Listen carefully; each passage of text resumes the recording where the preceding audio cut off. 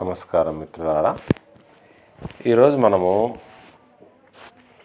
Rama unbreakable confidence అస్ట్రాలాజికల్ analysis అనే ఒక topic గురించి మనం డిస్కస్ చేసుకుందాం.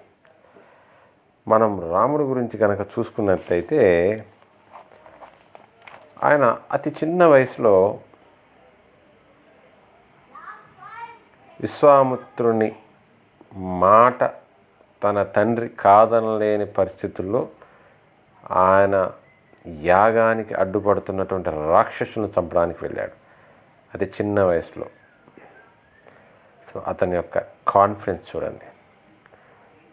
పెద్ద పెద్ద రాజులే భయపడుతుంటే ఆయన వెళ్ళి సక్సెస్ఫుల్గా వచ్చాడు అనుకుని దానికి రీజన్స్, ఆస్ట్రాలజికల్ రీజన్స్ వేరు. అలాగే 14 ఏళ్ల వయసులోనే తెల్లవారితే తనే రాజు. అటువంటిది తెల్లవారిన తర్వాత తను రాజు కాదు, పోతే పోయిందిలే, రాజు కాకపోతే పోయాడు, అంతఃపురంలోనే ఉండొచ్చు రాకుమారులాగా. పోని అది కూడా కుదరలేదు. సరే, అయోధ్య నగరంలో ఉన్న కొంత నగరంలో సుఖసౌఖ్యాలు పొందవచ్చు, అది కూడా లేదు. సరే, కనీసం తన రాజ్యంలో గ్రామంలో ఉన్న కొంత సుఖంగా ఉండొచ్చు అంటే అది కూడా లేదు. అడవులకు పోవలసి వచ్చినది. అయినప్పటికీ కూడా తన ఎక్కడా కూడా అదరలేదు, బెదరలేదు. తన కర్తవ్యం తను చేసుకుంటూ పోయాడు.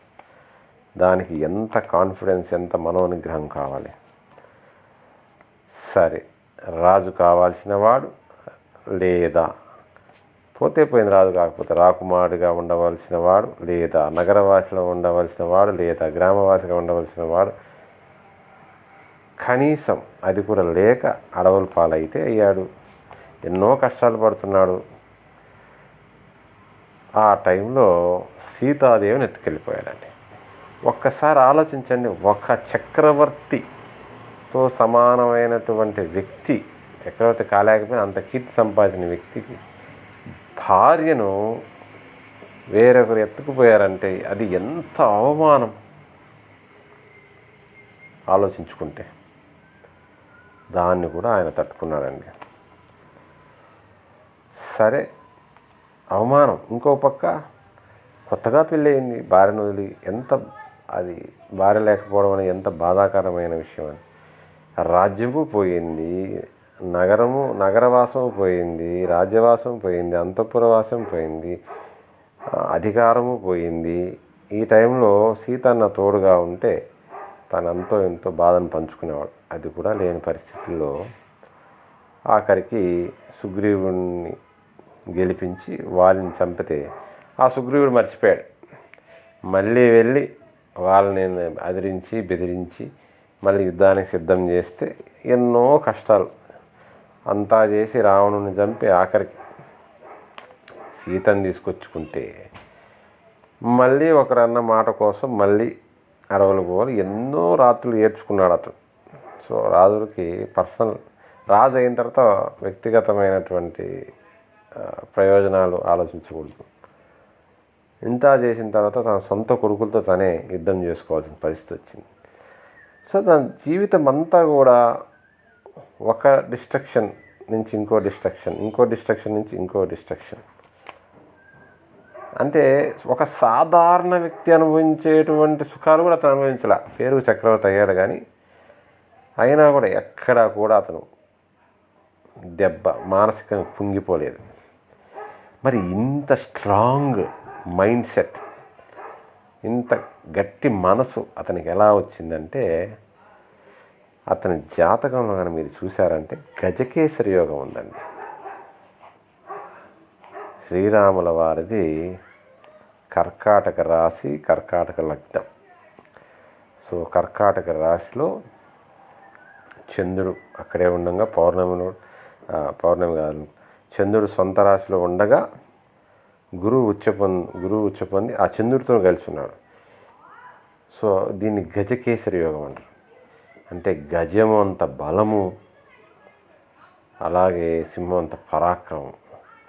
ఈ గజకేసరిలో పుట్టిన వాళ్ళకి నిజంగానే అంత కాన్ఫిడెన్స్ ఉంటుందండి. అంటే మిగిలిన గ్రహాలు అనుకూలించక అతను గెలుస్తూ ఓడిపోతూ ఉన్నప్పటికీ, ఎన్ని జరిగినప్పుడు కూడా తన కాన్ఫిడెన్స్ని పోగొట్టుకోడు. ముందుకు వెళ్తూనే ఉంటాడు, మళ్ళీ మళ్ళీ ఫైట్ చేస్తూనే ఉంటాడు. అంత పాజిటివ్ మైండ్ సెట్. ఎందుకంటే చంద్రుడు సొంత రాశిలో ఉండడం పాజిటివ్ మైండ్ సెట్. గురువు ఒక పాజిటివ్, అత్యంత పాజిటివ్ గ్రహం కదా. సో ఈ పాజిటివ్ మైండ్ సెట్, అలాగే కాన్ఫిడెన్స్, సో మానసిక ధైర్యం ఉండడం వల్ల రాముడికి అలా జరిగింది. రాముడే కాదు, మనుషుల జాతకంలో కూడా ఈ గజకేసరి యోగం ఉన్నవాళ్ళు, వాళ్ళకి జీవితంలో ఎన్ని కష్టాలు వచ్చినా, ఒక సాధారణ వ్యక్తికి జరిగేటువంటి పనులు కంటే కూడా ఇంకా కష్టాలు వస్తున్నా కూడా వాళ్ళు ఆ కష్టాలని ఎదుర్కొంటూ మళ్ళీ వాళ్ళకంటూ ఒక ప్రత్యేకమైనటువంటి పేరుని, గౌరవాన్ని పొందుతారు. అది ఈ గజకేసరి యొక్క గొప్పతనం. అది రాముల వారి జాతకంలో ఉంది. అందువల్ల గజకేసరి యోగంలో పుట్టిన వాళ్ళందరూ బీ హ్యాపీ. మీ పొటెన్షియల్ మీకు తెలియదు. Your personality is unbreakable. Okay, thank you. స్వస్తి.